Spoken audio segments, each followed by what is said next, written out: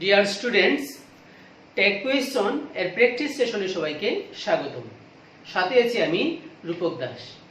এর আগের ক্লাসে আমরা জেনেছিলাম টেক কোয়েশ্চন হলো একটি শর্ট কোয়েশ্চন যা সেন্টেন্সের শেষে জুড়ে দেওয়া হয়, আর এর উদ্দেশ্য হলো বক্তার বক্তব্যের সত্যতা যাচাই করা। তো একটি টেক কোয়েশ্চন তৈরিতে কিসের প্রয়োজন হয়? আমরা জানি টেক কোয়েশ্চন তৈরিতে একটি ভার্বের প্রয়োজন হয়, আর এই ভার্বটি হলো অক্সিলিয়ারি ভার্ব। টেক কোয়েশ্চনে প্রিন্সিপাল ভার্ব ব্যবহার করা যায় না, আর প্রয়োজন হয় সাবজেক্টের, এবং এই সাবজেক্টটি হবে প্রোনাউন ফর্মের। টেক কোয়েশ্চনের সাবজেক্টে নাউন ব্যবহৃত হয় না, আর টেক কোয়েশ্চনের শেষে দিতে হয় কোয়েশ্চন মার্ক এবং আগে দিতে হয় কমা চিহ্ন। এছাড়াও আমরা জানি যে টেক কোয়েশ্চনের বেসিক রুল হলো সেন্টেন্স যদি অ্যাফার্মেটিভ হয় তাহলে টেক কোয়েশ্চন হবে নেগেটিভ, আর সেন্টেন্স যদি নেগেটিভ হয় তাহলে টেক কোয়েশ্চন হবে অ্যাফার্মেটিভ। তো একটি সেন্টেন্স নেগেটিভ হয় কি রকম? স্টুডেন্টরা বলবে যে সেন্টেন্সে যদি নো, নট বা নেভার থাকে তাহলে সেন্টেন্সটি নেগেটিভ। হ্যাঁ, এটি সঠিক, কিন্তু পর্যাপ্ত নয়। সেন্টেন্সে নো, নট, নেভার ছাড়াও আরো কিছু ওয়ার্ড রয়েছে যেগুলো থাকলে সেন্টেন্সকে নেগেটিভ ধরতে হয়। যেমন এখানে প্রথম সেন্টেন্সটি হলো ইট হ্যাজ হার্ডলি রেইনড। এই সেন্টেন্সটি নেগেটিভ। তাহলে স্টুডেন্ট মনে প্রশ্ন জাগবে যে এখানে তো নো, নট, নেভার নেই, তাহলে সেন্টেন্সটি নেগেটিভ হলো কি রকম? যে এখানে নো, নট, নেভার না থাকলেও হার্ডলি রয়েছে, যে ইট হ্যাজ হার্ডলি রেইনড মানে খুব কম বৃষ্টি হয়েছে, এতই কম হয়েছে যে না হওয়ারই সমান। এই হার্ডলি দ্বারা খুব কম বোঝায়, তাই সেন্টেন্সটি হলো নেগেটিভ। তো যেহেতু সেন্টেন্সটি নেগেটিভ তাহলে টেক কোয়েশ্চন হবে অ্যাফার্মেটিভ। এই সেন্টেন্সে অক্সিলিয়ারি ভার্ব রয়েছে হ্যাজ, তাই টেক কোয়েশ্চন তৈরিতে প্রথমে কমা চিহ্ন দিয়ে আমরা অক্সিলিয়ারি ভার্বটি লিখব হ্যাজ। সেন্টেন্স নেগেটিভ হয়, টেক কোয়েশ্চন অ্যাফার্মেটিভ হবে, তাই নট আসবে না। মূল সেন্টেন্সের সাবজেক্ট হলো ইট, এটি প্রোনাউন, এটি হবে টেক কোয়েশ্চনের সাবজেক্ট। তাহলে এই সেন্টেন্সে টেক কোয়েশ্চন হলো হ্যাজ ইট, শেষে দিতে হবে কোয়েশ্চন মার্ক। মূল সেন্টেন্স এবং টেক কোয়েশ্চন, তার মাঝে কমা চিহ্ন এবং শেষ টেক কোয়েশ্চনের শেষে প্রশ্ন চিহ্ন। এইরকম যদি সেন্টেন্সে নো, নট, নেভার ছাড়াও hardly, hardly ever, rarely, scarcely, seldom, little, few, nobody, neither, nothing, never এগুলো থাকে, তাহলে ও সেন্টেন্স নেগেটিভ হয়, তখন টেক কোয়েশ্চন হবে অ্যাফার্মেটিভ। তাহলে আমাদের দ্বিতীয় sentence a barking dog seldom bites. এই সেন্টেন্সটি অ্যাফার্মেটিভ নাকি নেগেটিভ? খুব সহজেই বোঝা যাচ্ছে যে এই সেন্টেন্সটি নেগেটিভ, কারণ এই সেন্টেন্সে সেলডম আছে। যদি সেন্টেন্সে সেলডম থাকে তাহলেও সেন্টেন্স নেগেটিভ হয়, তাই এই সেন্টেন্সটি টেক কোয়েশ্চন হবে অ্যাফার্মেটিভ। তো এই সেন্টেন্স এ আমরা দেখতে পাচ্ছি কোনো অক্সিলিয়ারি ভার্ব নেই। এই সেন্টেন্সের ভার্ব হলো বাইটস, এটি ভার্বের প্রেজেন্ট ফর্ম, তার সাথে এস যুক্ত আছে। তো আমরা জানি যে প্রেজেন্ট ফর্ম যদি থাকে আর সেই সেন্টেন্সে কোনো অক্সিলিয়ারি ভার্ব না থাকে তাহলে ডু অথবা ডাজ দ্বারা টেক কোয়েশ্চন তৈরি করতে হয়। আর যদি সেন্টেন্স পাস্ট ইনডিফিনিট টেন্স হয় এবং অক্সিলিয়ারি ভার্ব না থাকে তাহলে টেক কোয়েশ্চন তৈরিতে ডিড ব্যবহৃত হয়। প্রেজেন্ট ইনডিফিনিট টেন্সের subject third person singular number হলে ডাজ, এবং অন্য পারসন ও নাম্বারের ক্ষেত্রে ডু ব্যবহৃত হয়। এখানে সাবজেক্ট এ বার্কিং ডগ, এটি থার্ড পারসন সিঙ্গুলার নাম্বার, তাই এই সেন্টেন্সে টেক কোয়েশ্চন তৈরিতে ডাজ ব্যবহৃত হবে। কমা চিহ্ন দিয়ে আমরা লিখব ডাজ। যেহেতু সেন্টেন্স নেগেটিভ তাই টেক কোয়েশ্চন অ্যাফার্মেটিভ হবে, ডাজ এর পর নট দেয়ার প্রয়োজন নেই। এ বার্কিং ডগ এটি হলো টেক কোয়েশ্চনের সাবজেক্ট, কিন্তু এটি নাউন। ইতর প্রাণীর প্রোনাউন ফর্ম হলো ইট যদি সেটা সিঙ্গুলার হয়, তাহলে এই সেন্টেন্সে টেক কোয়েশ্চন হলো ডাজ ইট। তারপরে sentence there is little water in the pond. এই সেন্টেন্সটিও নেগেটিভ, কারণ সেন্টেন্সে লিটল রয়েছে, তো তাই টেক কোয়েশ্চন হবে অ্যাফার্মেটিভ। সেন্টেন্সে অক্সিলিয়ারি ভার্ব আছে ইজ, তাই আমাদের ট্যাকুয়েশন এর অক্সিলিয়ারি ভার্ব হবে ইজ। সাবজেক্ট আছে দেয়ার, সেন্টেন্সে যদি দেয়ার সাবজেক্ট হিসেবে থাকে তাহলে সেটি অক্সিলিয়ারি, সেটিও ট্যাকুয়েশনের সাবজেক্ট হিসেবে ব্যবহার করতে হয়। তাহলে there is little water in the pond, তার ট্যাকুয়েশন হলো ইজ দেয়ার। তারপর there are many students in the class, এই সেন্টেন্সে কোনো নেগেটিভ ওয়ার্ড নেই, অর্থাৎ সেন্টেন্সটি অ্যাফার্মেটিভ, তাহলে এর ট্যাকুয়েশন হবে নেগেটিভ। অক্সিলিয়ারি ভার্ব রয়েছে আর, তার নেগেটিভ ফর্ম হবে আরেন্ট। আর যেহেতু এখানে আমরা সাবজেক্ট হিসেবে দেখতে পাচ্ছি দেয়ার, এটি হবে ট্যাকুয়েশনের সাবজেক্ট দেয়ার। তাহলে আর aren't there, there are many students in the class, ট্যাকুয়েশন aren't there। তারপর everybody will support me, এখানে সাবজেক্ট হলো everybody। এভাবে যদি subject everybody, somebody, anybody, nobody, everyone, someone, anyone, no one, none, all ইত্যাদি থাকে, তাহলে তার পরিবর্তে সাবজেক্ট হিসেবে প্রোনাউন দে লিখতে হয়। তো everybody will support me, সেন্টেন্সে নেগেটিভ কোনো ওয়ার্ড নেই, অক্সিলিয়ারি ভার্ব আছে will, ট্যাকুয়েশন হবে নেগেটিভ, will not এর সংক্ষিপ্ত রূপ won't। everybody এর পরিবর্তে ট্যাকুয়েশনের সাবজেক্ট হিসেবে সাবজেক্টের প্রোনাউন ফর্ম হয় they, তাহলে everybody will support me এর ট্যাকুয়েশন হলো won't they। somebody wanted to meet with you, তো এখানে রয়েছে somebody, আর অক্সিলিয়ারি ভার্ব এই সেন্টেন্সে নেই, মূল ভার্ব ওয়ান্টেড, এটি পাস্ট ফর্ম, ওয়ান্ট এর পাস্ট ফর্ম, আর কোনো ভার্ব নেই, তাই এটি হলো পাস্ট ইনডিফিনিট টেন্স। আর আমরা একটু আগে জেনেছিলাম যে পাস্ট ইনডিফিনিট টেন্সে অক্সিলিয়ারি ভার্ব না থাকলে ডিড দিয়ে ট্যাকুয়েশন তৈরি করতে হয়।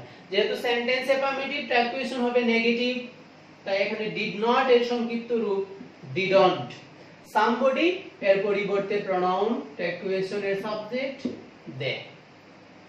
none can avoid death, সেন্টেন্সটি নেগেটিভ কারণ none রয়েছে সেন্টেন্সের প্রথমে। অক্সিলিয়ারি ভার্ব রয়েছে can, আর যেহেতু সেন্টেন্স নেগেটিভ ট্যাকুয়েশন হবে অ্যাফার্মেটিভ, তাই এখানে অক্সিলিয়ারি ভার্বটি আসবে can, আর none এর পরিবর্তে ট্যাকুয়েশনের সাবজেক্টে লিখতে হয় they, তাহলে none can avoid death, ট্যাকুয়েশন হলো can they। nobody believes a liar, subject nobody, তার পরিবর্তে ট্যাকুয়েশনের প্রোনাউন ফর্ম হলো they। believes এটি প্রিন্সিপাল ভার্ব, অক্সিলিয়ারি ভার্ব এই সেন্টেন্সে নেই, আর আমরা জানি যে সাবজেক্ট এটি প্রেজেন্ট ফর্ম, আর সাবজেক্ট যদি থার্ড পারসন সিঙ্গুলার নাম্বার হয় তাহলে ডাজ, আর অন্য পারসন এবং নাম্বারের ক্ষেত্রে ডু হয়। যেহেতু আমাদের ট্যাকুয়েশনের সাবজেক্ট হবে দে, তাই এখানে ডু হবে, আর সাবজেক্ট হলো দে। অনেকে বিলিভ এর সাথে এস দেখে ডাজ লিখতে পারে, কিন্তু যেহেতু ট্যাকুয়েশন এর সাবজেক্ট হলো দে, তাই ডাজ লিখলে ট্যাকুয়েশনটি ভুল হবে, মানে লিখতে হবে ডু দে। তারপর হলো something is better than nothing, এরকম যদি ট্যাকুয়েশনের সাবজেক্টে সামথিং, এনিথিং, এভরিথিং, নাথিং থাকে, তাহলে তার ট্যাকুয়েশনে সাবজেক্ট হবে ইট, সাবজেক্টের প্রোনাউন ফর্ম হবে it. Something is better than nothing, এটি হলো অ্যাফার্মেটিভ সেন্টেন্স, তার অক্সিলিয়ারি ভার্ব রয়েছে ইজ, নেগেটিভ ফর্ম এখানে লিখব ইজন্ট, সামথিং এর পরিবর্তে ইট। তারপর রয়েছে এনিথিং ক্যান বি ডেঞ্জারাস, এই সেন্টেন্সের সাবজেক্ট হলো এনিথিং, আর মডেল অক্সিলিয়ারি ভার্ব রয়েছে এখানে ক্যান, আর নেগেটিভ কোনো ওয়ার্ড নেই, তাই সেন্টেন্সটি অ্যাফার্মেটিভ, ট্যাকুয়েশন হবে নেগেটিভ, কান্ট ইট। তারপর neither of them has past, তো এখানে সাবজেক্টে রয়েছে নাইদার অফ দেম, এবার যদি neither of them, all of them, almost of them ইত্যাদি থাকে, তাহলে ট্যাকুয়েশনে তার পরিবর্তে প্রোনাউন ফর্ম হিসেবে দে লিখতে হয়, সাবজেক্টিভ ফর্ম। আর যেহেতু দে লিখতে হবে, তাই এখানে হ্যাজ ব্যবহার করা যাবে না, কারণ হ্যাজ শুধুমাত্র থার্ড পারসন সিঙ্গুলার নাম্বারের সাথে লিখতে হয়, অন্য পারসন এবং নাম্বারের সাথে হ্যাভ লিখতে হয়, তাই এখানে হ্যাজ না লিখে আমরা লিখব হ্যাভ। সেন্টেন্সে নাইদার আছে, এটি নেগেটিভ ওয়ার্ড, সেন্টেন্স নেগেটিভ, তাই ট্যাকুয়েশন হবে অ্যাফার্মেটিভ, তাই নট আসবে না, আর neither of them এর পরিবর্তে হবে they। তাহলে have they। all of us are listening। তো all of us এভাবে all of us, most of us, almost of us এরকম যদি থাকে তার পরিবর্তে সাবজেক্ট হয় ট্যাগ কোয়েশনে we। যেহেতু সেন্টেন্স অ্যাফার্মেটিভ ট্যাগ কোয়েশন হবে নেগেটিভ, where আছে তার নেগেটিভ ফর্ম weren't, আর all of us এর পরিবর্তে সাবজেক্ট হলো we। প্রিয় শিক্ষার্থী, এবার আমরা আরো কিছু সেন্টেন্সের ট্যাগ কোয়েশন তৈরি করব। যেমন উপরে রয়েছে লেটস লার্ন ট্যাগ কোয়েশন। তো লেটস হলো লেট আস এর সংক্ষিপ্ত রূপ। তো যখন সেন্টেন্স লেটস অথবা লেট আস দ্বারা শুরু হবে তার ট্যাগ কোয়েশন তৈরিতে শ্যাল উই ব্যবহার করবে সেন্টেন্সের পরে আর যাই লেখা থাকুক। তাহলে লেটস লার্ন ট্যাগ কোয়েশন এর ট্যাগ কোয়েশন হবে শ্যাল উই।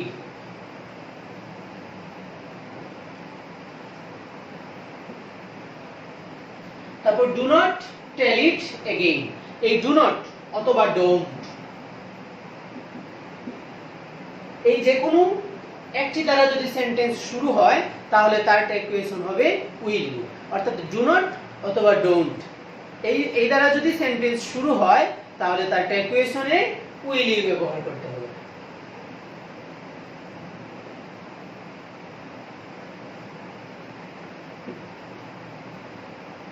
এছাড়াও অন্যান্য ইম্পারেটিভ সেন্টেন্সের ট্যাগ কোয়েশনে সাধারণত তার মুড অনুসারে will you, would you, could you এগুলো ব্যবহার করা যায়। যেমন গিভ মি এ বুক এর ট্যাগ কোয়েশন হবে উইল ইউ।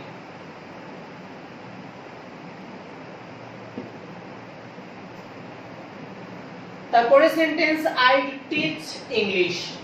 তো এখানে আইড সংক্ষেপে রয়েছে। তো আইড এর পূর্ণরূপ কি হয়? I apostrophe D. তো আইড এর পূর্ণরূপে আই উড হয় অথবা আই কুড হয় অথবা আই এর পূর্ণরূপে হয় আই হ্যাড। তাহলে আমি এখানে কি ধরব? উড, কুড নাকি হ্যাড? তো আমরা জানি উড এবং কুড এগুলো হলো মডেল অক্সিলিয়ারি ভার্ব, আর হ্যাড এটি হলো হ্যাভ ভার্বের পাস্ট ফর্ম। তো উড এবং কুড এইরকম মডেল অক্সিলিয়ারি ভার্বের পর ভার্বের প্রেজেন্ট ফর্ম বসে, আর টু হ্যাভ ভার্বের পর ভার্বের পাস্ট পার্টিসিপল ফর্ম বসে।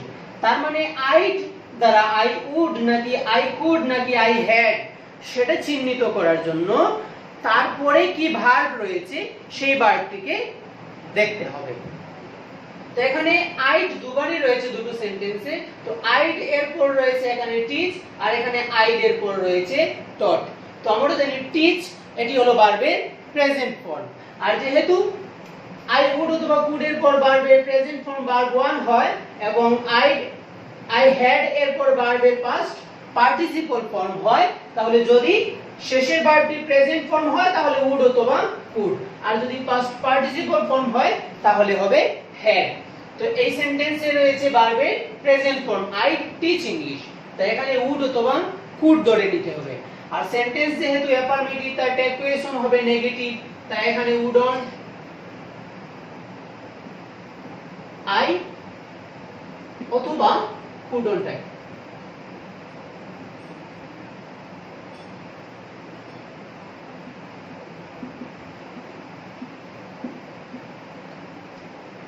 তারপর আই টট ইংলিশ। যেহেতু আইড এর পর এখানে পাস্ট পার্টিসিপল ফর্ম রয়েছে, টিচ এর পাস্ট পার্টিসিপল ফর্ম হলো টট, তাই এখানে হ্যাড ধরতে হবে। সেন্টেন্স অ্যাফার্মেটিভ ট্যাগ কোয়েশন হবে নেগেটিভ, হ্যাড নট এর সংক্ষিপ্ত রূপ হ্যাডন্ট। সাবজেক্ট রয়েছে আই, এটি প্রোনাউন ফর্মে, তাই এর ট্যাগ কোয়েশন হবে হ্যাডন্ট আই। তারপরের sentence how charming the scenery is.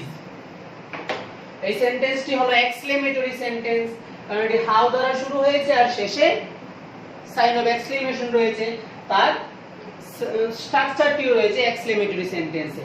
তো এক্সক্লেমেটরি সেন্টেন্সে ট্যাগ কোয়েশন কিভাবে তৈরি করতে হয়? তো আমাদেরকে এখানে সাবজেক্ট এবং ভার্ব চিহ্নিত করতে হবে। How charming the scenery is. The scenery এটি হলো সাবজেক্ট আর ইজ এটি হলো ভার্ব। এখানে শেষে কমা বসাতে হবে, তাই কমা দিব। ইজ এখানে কোনো নেগেটিভ ওয়ার্ড নেই, ইজ আছে, তার নেগেটিভ ফর্ম এখানে হবে ইজন্ট। দ্য সিনারি এটা নন লিভিং থিং, তার পরিবর্তে হবে ইট। তাহলে তার টেকুয়েশন হলো isn't it. What a lucky I am, এখানে সাবজেক্ট হলো আই আর ভার্ব হলো এম। আই এম থাকলে তার টেকুয়েশনে আরএন্ট ব্যবহার করতে হবে। এন্ট তো ব্যবহার করা যায়, তবে আরএন্ট ব্যবহারটা ভালো। আরএন্ট আই। তারপর how slowly the man walks, এখানে সাবজেক্ট হলো দ্য ম্যান আর ভার্ব হলো ওয়াকস। এটি প্রিন্সিপাল ভার্ব, এখানে কোনো অক্সিলিয়ারি ভার্ব নেই। আর যেহেতু অক্সিলিয়ারি ভার্ব না থাকলে আমাদেরকে ডু ডাজ বা ডিড আনতে হয়, তাহলে ভার্ব দেখতে হবে এটি প্রেজেন্ট ফর্ম এবং তার সাবজেক্ট হলো থার্ড পারসন সিঙ্গুলার নাম্বার, তাই এখানে মধ্যে ডাজ আসবে। সেন্টেন্স অ্যাফার্মেটিভ, টেকুয়েশন হবে নেগেটিভ, ডাজন্ট। দ্য ম্যান এর পরিবর্তে হবে হি, ডাজন্ট হি। তো এই ছিল আমাদের আজকের মতো আলোচ্য বিষয়। আশা করি সবাই বুঝতে পেরেছেন। সবার সুস্বাস্থ্য ও মঙ্গল কামনা করে বিদায় নিচ্ছি। যদি আজকের ক্লাসে কারো কোনো প্রবলেম বা প্রশ্ন থেকে থাকে কমেন্ট বক্সে জানিয়ে দিবেন, উত্তর দেওয়ার চেষ্টা করব। সাথে থাকার জন্য ধন্যবাদ। দেখা হবে আগামী কোনো ক্লাসে।